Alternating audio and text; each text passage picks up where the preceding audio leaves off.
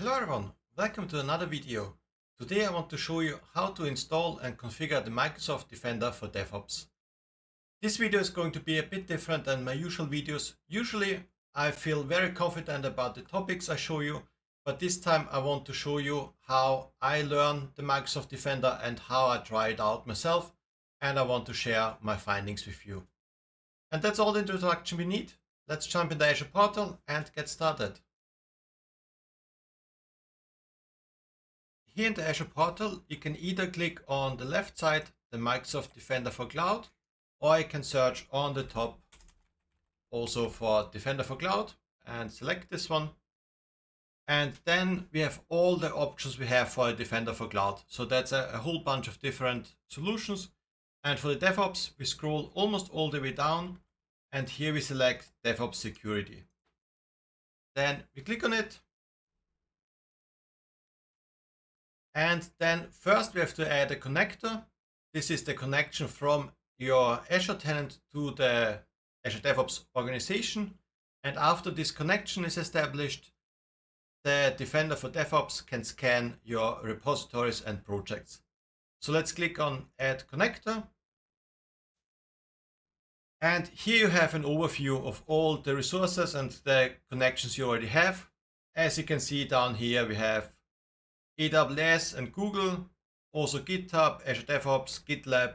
So this means with Defender for DevOps, we can not only scan Azure DevOps or GitHub, we can also scan other solutions.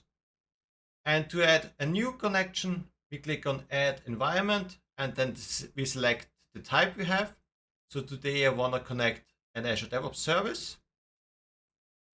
Then we provide a name. So, for example, Defender for DevOps ADO, like Azure DevOps connector. We can't use this. Then just do Defender for DevOps ADO. Then the subscription I want to use, resource group. Let's call it Defender for DevOps. Then a location. As you can see here, there are not that many locations available. I think that's the same locations where Azure DevOps is available. And I'm using Canada Central because it's the closest to my location. Then we can select the plans. Here we only have the agentless scanning, and that's also in preview. Therefore it's free. And with the agentless scanning, we don't have to install anything. It's just Azure connects to your Azure DevOps organization, and then it can already start scanning. Then we configure the access. So if you click on Authorize, a new window opens, and there you have to log in with your user. I already did this before, so I'm already logged in. Then you can configure if you want all existing organizations your user has and the future ones. This means if you create more, or just the existing ones. So let's select the existing ones. Here, unfortunately, you can't select what organization you want if you have multiple. It just takes all of them.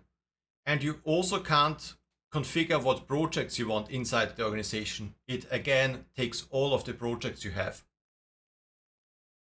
Then here we have an overview of the permissions the connection needs. That's basically read access to almost everything because it scans almost everything, like extensions, your code. You can have comments and pull requests, and everything is listed here. And if we continue, then we have an overview of what you just configured, and then we click on Create. Creating the connection now takes several hours. I think the documentation says it takes up to 8 hours. And after the connection is established, the Defender for DevOps will automatically start scanning all your projects and your repositories. So I'm going to stop here for several hours or maybe even a day. And once the connection is established and the scanning is completed, I will come back. Here it says the connector has been created, but the connectivity status is in progress. And this is what I meant. It takes several hours. So as I said, I will stop here, and once everything is set up, I will continue the video. Welcome back, everyone. It's been a couple days since I activated the Defender for DevOps. Life has been busy, but this should have given the Defender enough time to scan my repositories and give us its findings. So we are back in the Azure portal under the Microsoft Defender for Cloud section. And if we scroll down, then we can see here the DevOps security. And if you open this, there we can see all the security findings that Defender found by itself. The only thing we had to do was install the connection and then wait a bit. So in total, it found 128 findings. 8 of them are code findings. This means directly in my code, for example, in C#, and 120 infrastructure as code findings. This could be how I configure my pods in Kubernetes, how I run certain configuration files, YAML files. And now let's take a look to be a bit more specific in the repositories. So if we scroll down, we can see all the repositories I have here for my demos in my Azure DevOps. And I want to take a look at this YouTube one. That's the same one you have on GitHub, the one I use for all my YouTube videos, which has all my demos. So let's see what insecurities I provide to you. If we click on it, then we can see it has 4 recommendations, and this is basically a category of recommendations, or at least sometimes. So let's zoom in a bit. And the first one says, Azure DevOps repositories should not allow requesters to approve their own pull request. This absolutely makes sense. But since I'm just alone for my demos, I don't have it activated.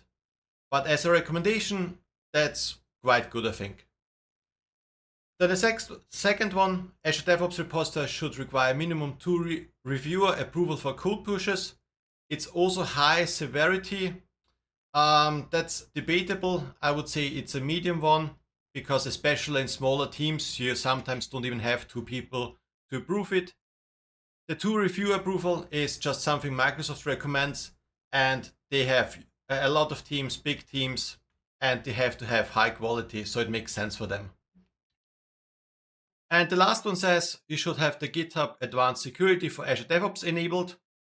That's a great security feature you can enable in Azure DevOps. The problem is it's really expensive. It costs $49 per committer per month. And this also shows a bit that you have to take care what recommendations the Defender gives. Like, they make sense. It also makes sense to enable this tool, but here Microsoft has a profit from it, so they will push it even more.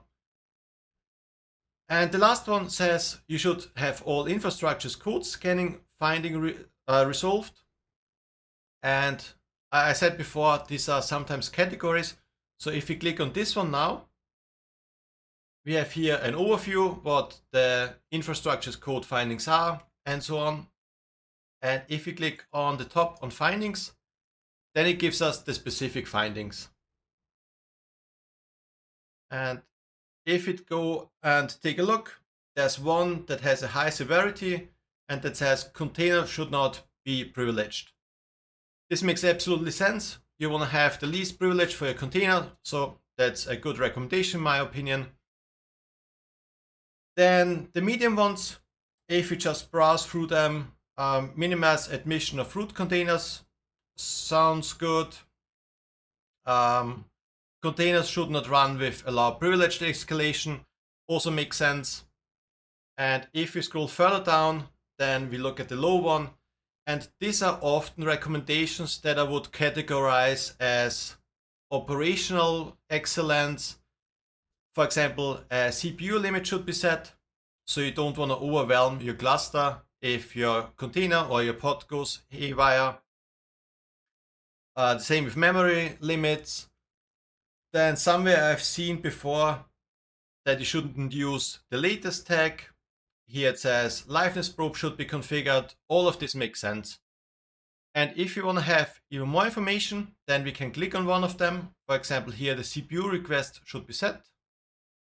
And then it gives us information What branch this is, what file. In this case, it's the create pod YAML file. The branch and the repository is not very readable, but it somehow can figure it out. Then it tells us what tool found these findings. So in this case, it was Chekhov. And down here, we have some URLs. And these URLs show that the Defender for DevOps is still preview, and there's still quite a lot of work to be done. So if you click on the first one, view finding in Azure DevOps, then it opens a new page and it tells us to log in. And if you log in, we end up in the Azure portal. And I'm already logged in. So this goes nowhere, this link. Then if we use the second one, view affected repo in Azure DevOps, then here we land at the right repository, but I don't know where the file is. So I would have to go and look for it. And the third link, it says view affected file. This sounds like we will land exactly where the file is. And if we click on it, it tells us the file doesn't exist or we don't have permission. I'm the owner of the repository, so I have enough permissions, but it can't find the file. And if we zoom in and we take a look here, we take a look here, there you can see it says percentage 2520. And there's a URL encoding problem, it seems. Because to encode spaces, you would use percentage 20. And that's the reason why it can't find the file. So if you take a look, it says secure your AKS deployment. That's this one. And I think it was create pod. So this file would be here. Let's quickly double check. Yeah, it's create pod. So this was the file. So somehow we found it, but it's not as convenient as it could be. Okay, so we got some basic recommendations. We had to wait a couple hours, maybe a day. It's not bad, but it's also not great. And now I want to show you a couple more features we have. The first one is we can also do the scanning when we do a pull request. This means we check in our code, create a pull request, and then once the pipeline ran, we automatically get the findings of the DevOps Defender in our pull request. And to enable this, we go back to our Defender overview. And if you scroll down, we can also see here we have two categories. The first one is the advanced security status. I think that's the one you can activate in Azure DevOps. And the second one is the pull request status. And we're going to activate this one. And to activate it, you have to select the repositories you want to use. You can either use all of them or just specific ones. So I'm going to use the YouTube one. And then you click on Manage Resources. And then you have to scroll up, and then it tells you to enable this, you need the Defender for CSPM plan enabled. So now let's go and enable this Defender plan. So on the left side, we scroll even further down, and then we have the environment settings here.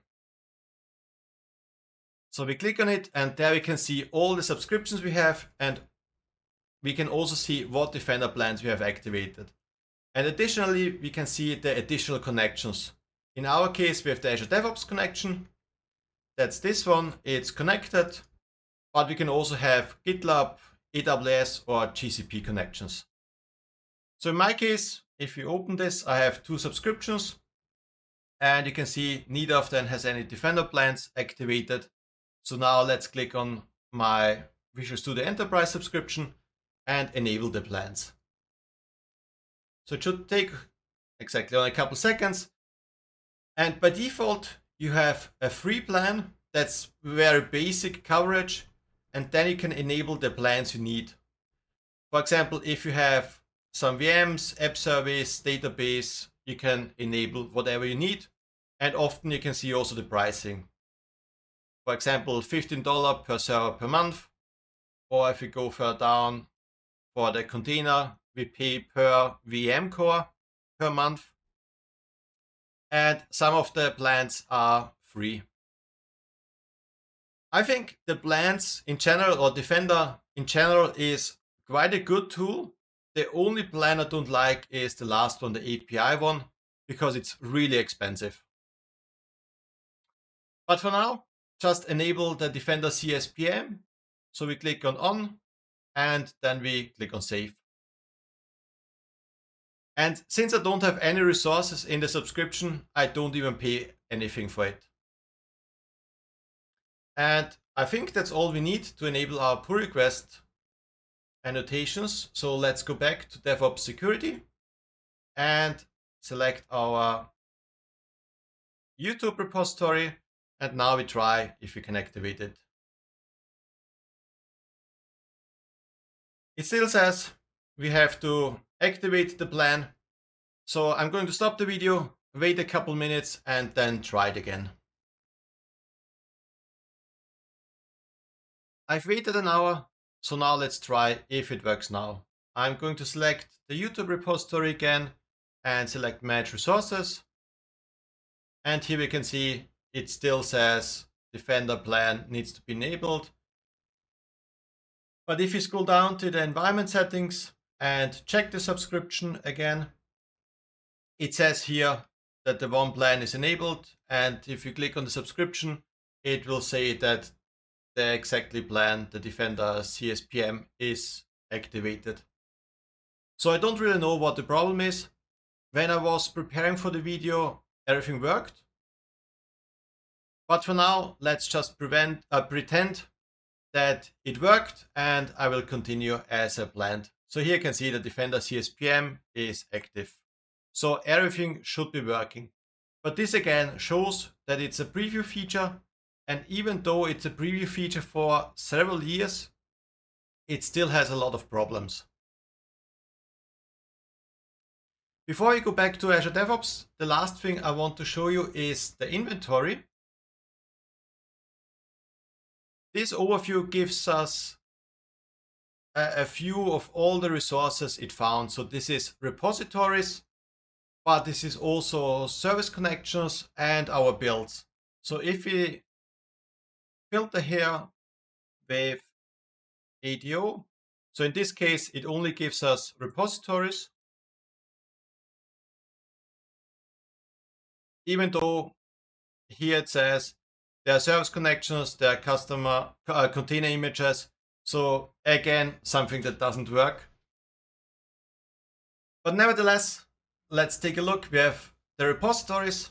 So these repositories should give us the same information we had before. But now let's take a look at a service connection.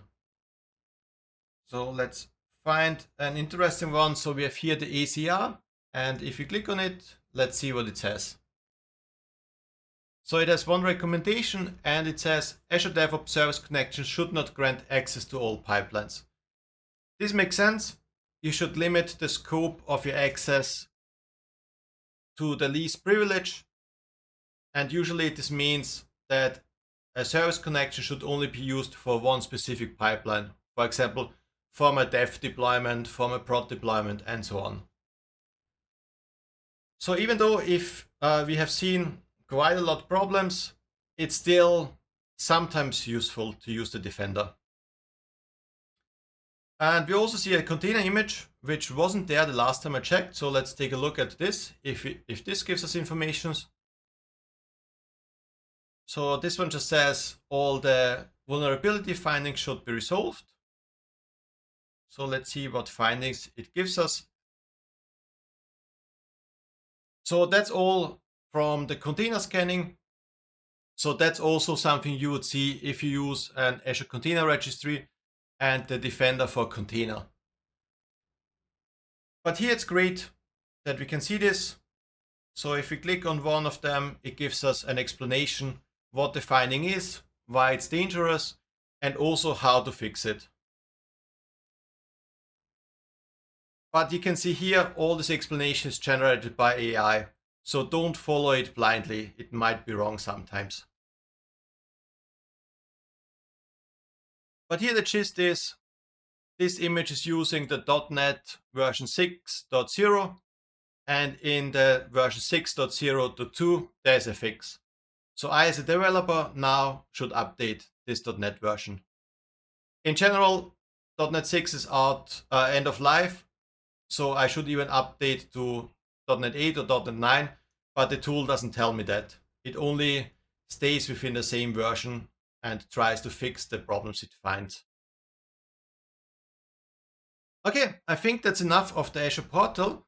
Now let's take a look at the Azure DevOps and see what the Defender for DevOps did there, what it installed, and how we can use it. The first thing I want to look at is the extensions that Defender for DevOps installed. These are two extensions. The first one is the Microsoft Defender for DevOps container mapping, and the second one is the Microsoft Security for DevOps. The Microsoft Security for DevOps also installs a task which we can use in our pipelines. And during the pull request demo, I'm going to show you how we use this task to scan for vulnerabilities. The second one, the Microsoft Defender for DevOps container mapping, in theory should map the code to the container you have in your Azure Container Registry. But when I prepared for this video, I followed the documentation and it just did not work. I could never find out what the problem was. And in general, the documentation is very bad, I think. Also with this Microsoft Security DevOps, it only tells you how to use it, but it doesn't tell you what it does. So for example, I don't know, do I have to add it to all my pipelines? Does it scan automatically? What's the point of it? So I just don't know. I'm going to show you how I use it, but if you know more about it, I'm very glad if you could comment down below. Before we get started, I want to install one more extension. So I'm going to click on the Browse Marketplace. And this extension is the Serif SAST Scan tab. This extension will add a new tab to our build pipeline. And there we can display all the code findings or the vulnerability findings that Defender for DevOps found. So we don't have to switch back to the Azure portal. We can see all the findings directly in the build pipeline. To install it, just click on it, get it for free. Then you have to select your Azure DevOps organization and install it.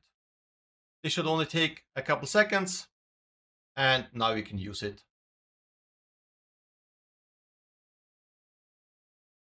Okay, so we have the extensions in place.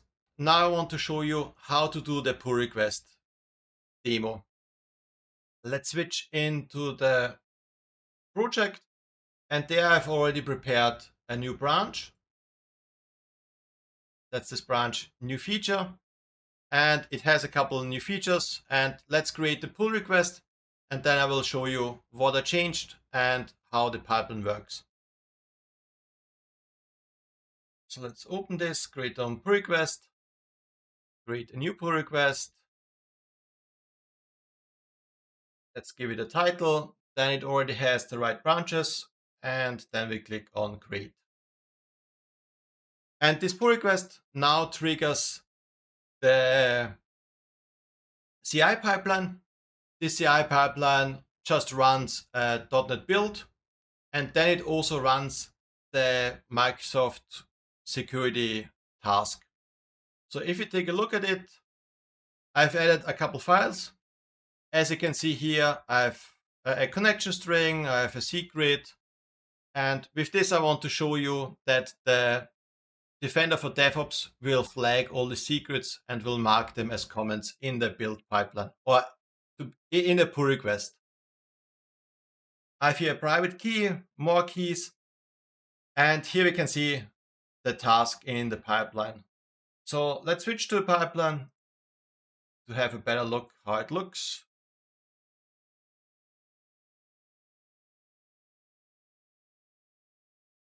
Close all of this.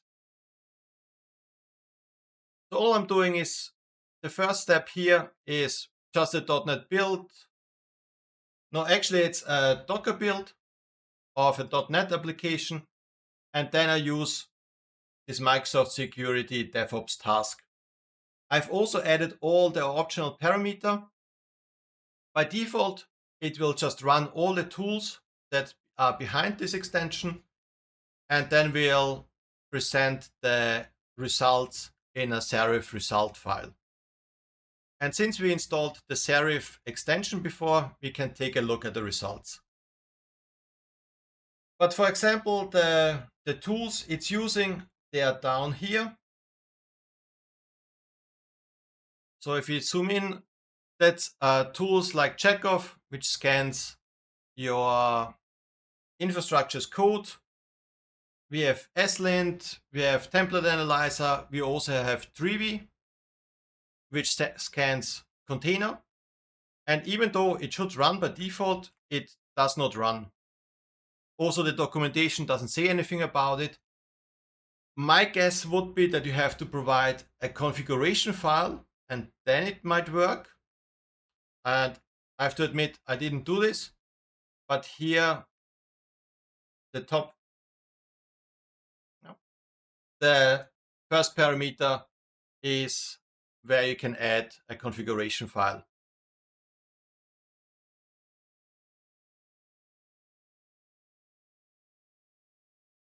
If you're interested how you configure a pull request policy, let's take a quick look at this. So we open the project settings, then we scroll down for repositories, then we select the repository we want to use, select policies, and then all the way down our main or master branch.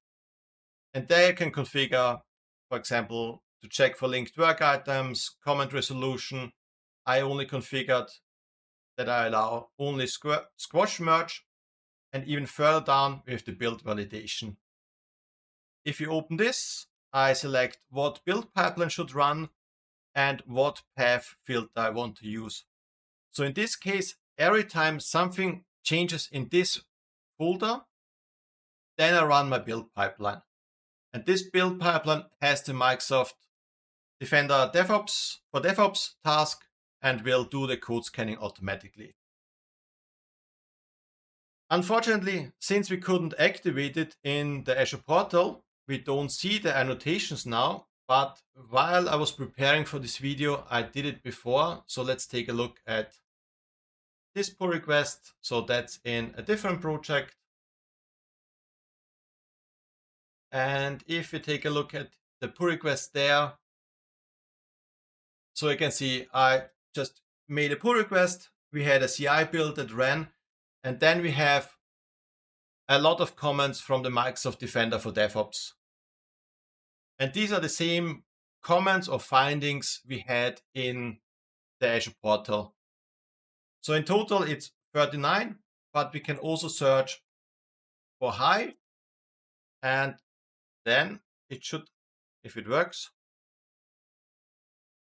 it does not, although we have here high, then it tells us what are the high findings, and it also tells us in what file it is. And this allows us or the developers to fix the problems before the code is checked in. So I think the tool is not perfect, but it's not bad. So I would recommend to take a look at it, especially since it's in preview and free. All you lose is your time. So by now, the build pipeline of the pull request should be finished. So let's take a look at this. There you can see the build is green. And if we open the pipeline now and the run, then we should see a new tab. That's the scans tab. This tab is from the serif extension we installed before. And here we can see all the findings. And the findings are categorized by tool. So we have slint, Checkov, and the other tools didn't find anything. And here you can also see, as I said before, that Trivi didn't run for whatever reason. So if you open these findings, then we can see what the problem is. And it also tells us in what file. So this also helps us to figure out what the problems are and fix them before we check in the code into our main or master branch. This is all I wanted to show you today. The video was a bit all over the place, I think, because I'm still trying to figure out how it works. The documentation is sometimes really bad. We have seen the tools sometimes don't even work. But on the other side, it's a free tool, and we have seen it was quite easy to install the connector for the Defender for DevOps. And it also gives us some findings that are useful. If you can configure it, it also gives us the findings during the pull request. This allows the developers to quickly fix all the security findings before they make it into main branch. Some of these findings are more useful than the others, especially the key findings I find very useful. So you don't check in any keys, SSH keys, secrets, and so on. Some are more for operational excellence, but also useful. And I would like to know what your experiences are. If you've used it, if you're thinking about to use it, if you're turned off by what you've seen today. So let me know in the comments. If you have any questions, also let me know in the comments. Thank you for watching, and I will see you next week with a new video.